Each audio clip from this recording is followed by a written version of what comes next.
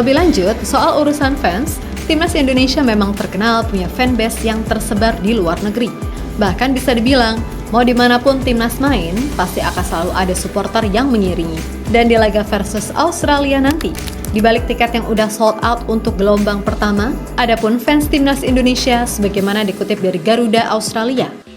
Nah, yang bikin pihak Aussie kaget adalah rencana supporter Garuda untuk menyiapkan koreo spesial dan itu udah diblok lokasinya oleh supporter Timnas Indonesia. Menurut Ketua Garuda Australia, Osvaldo Giovanni, segala hal yang dibutuhkan untuk mendukung Garuda berjuang meraih 3 poin di Australia udah disiapkan.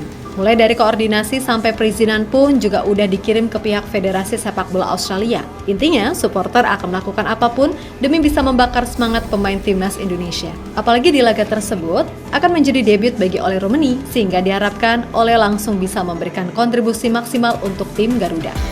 Yap, berkaca dari hal tadi adalah hal yang dirasa umum terjadi bila melihat kiprah supporter Timnas di luar negeri. Dan tentu saja Australia harus berkaca dari apa yang ada di laga Indonesia versus Arab Saudi di Jeddah ataupun ketika Indonesia main di Piala Asia.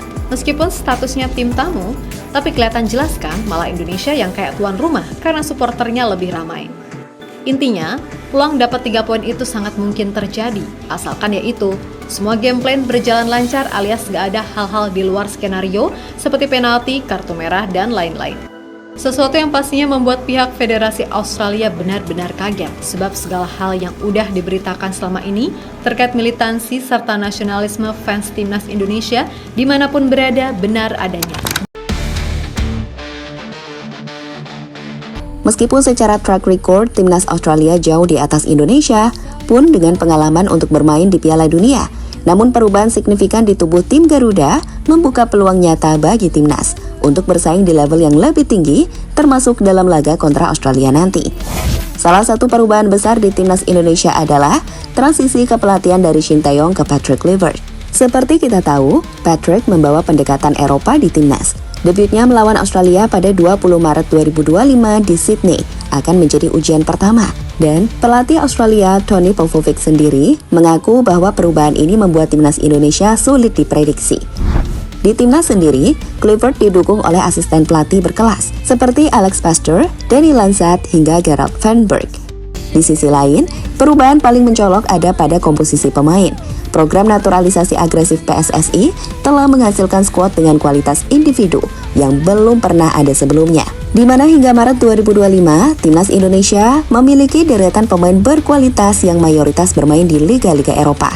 Seperti Jay Izzas, bek tengah dengan nilai pasar 52,14 miliar rupiah yang juga kapten dari tim Venezia di Serie A Italia. Dengan nama-nama bintang Eropa tersebut, nilai skuad Timnas Indonesia sendiri saat ini telah mencapai 634,86 miliar rupiah dan nilai itu sudah ada di atas Timnas Australia yang ada di angka 421,8 miliar rupiah yang merupakan estimasi terbaru setelah cedera beberapa bintang mereka. Artinya, jika kita melihat kualitas pemain, Indonesia nggak kalah. Dan itu membuat peluang tim Garuda untuk bersaing dengan The Socceroos terbuka lebar, bahkan meski bermain di kandang Australia.